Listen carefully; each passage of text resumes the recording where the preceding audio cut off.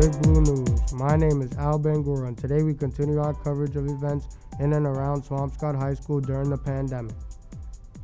In our first story, Nathaniel Lorenz Galdamez interviews staff member Emily Borden about changes in the DLC during the pandemic.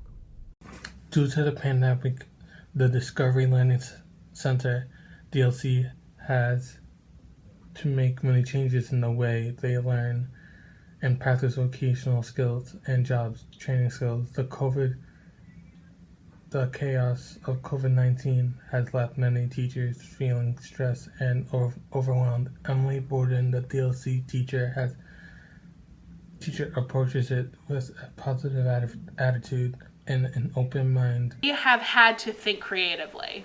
So we started a coffee cart business last year, and now we can't do that. And we have a really successful school store, and we can't do that either. So even though I dislike that we can't do those things, I really like that we've had to be creative to make new things. We're discovering the online system of selling, and we're trying new ways of making revenue, like working on making greeting cards and learning how to use a sewing machine to try and make masks.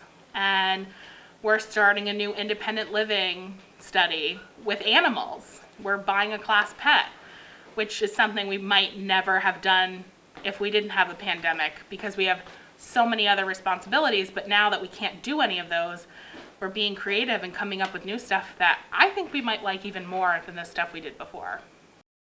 As a student of the DLC, I am so happy that I can go to school in person, even though we are in a pandemic. In our next story, Andrew Lagerquist comments about the return to hybrid learning at HHS. Swampscott High School students have recently gone back to the school building and facing some changes. One of the changes is that all students have to wear masks and be social distanced at all times, in the hallways and in the classrooms. Another change is if teachers want to be near students, they have to wear face shields at all times. Although coronavirus is making things difficult, all students are happy to be back in the school building. Continuing, Xaviah Bascon gives us another look at the clinic run by the Big Blue football team during this fall.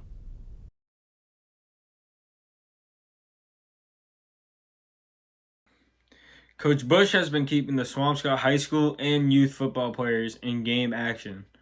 He's been running a camp with the help of a few high school football players.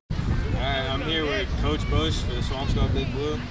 What gets you motivated to come out here day after day, helping out the youth and high school programs? This is what I did when I was growing up. They used to have a one-day clinic at the end of the school year in June, where it was all the high school players and all the high school staff used to get together for one-day clinic. And I thought it was one of the greatest things in the world. And some of the guys that I thought were my heroes that were playing for the high school team, regardless of the sport, baseball, football, they were always down at the clinic, and we ended up getting kids that weren't even involved in the football team down there to get out, run around, and have some fun and interact and compete. And this is Xaviah Bascon logging off. Alongside with sports, Jacob Cook, Sr., interviews junior Hafid Satumbo about the basketball season here at Swampscott High School. Due to COVID-19, this world has been set back a great deal. Many sporting events we anticipated never got to see the light of day. And we as players do not yet know what the official rules are for the 2020-2021 winter basketball season. The MIAA has been working on a healthy alternative to basketball by plotting modifications to the game. Basketball is deemed a high-risk sport under the current guidelines, so some changes almost certainly will have to be made.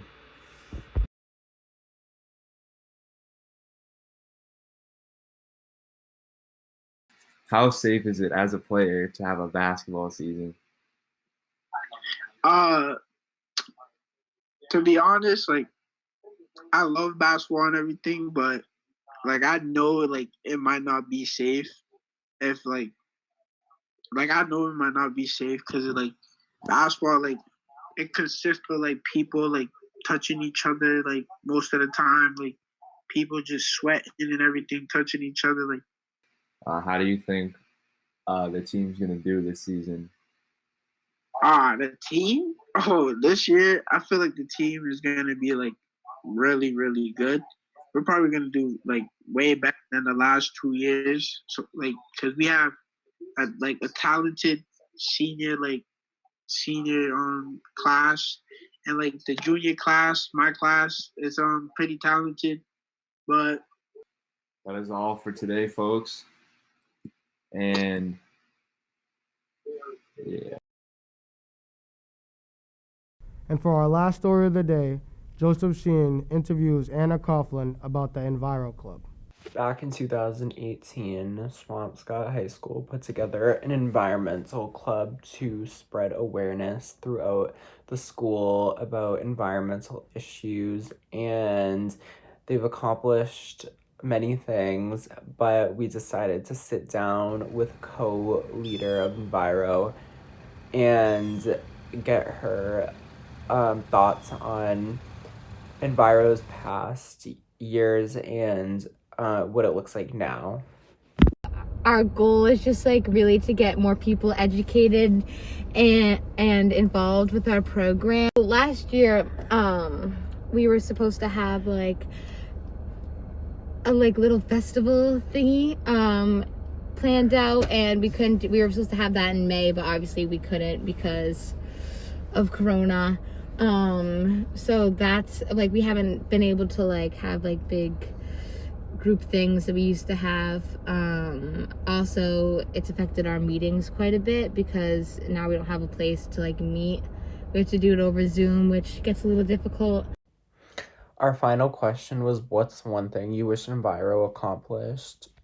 Once again, like that little festival, like we've been working hard for years to put that together, and then Corona just really had to.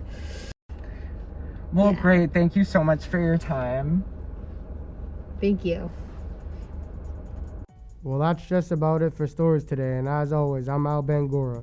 And for everyone at Big Blue News, we hope you stay safe during the COVID pandemic.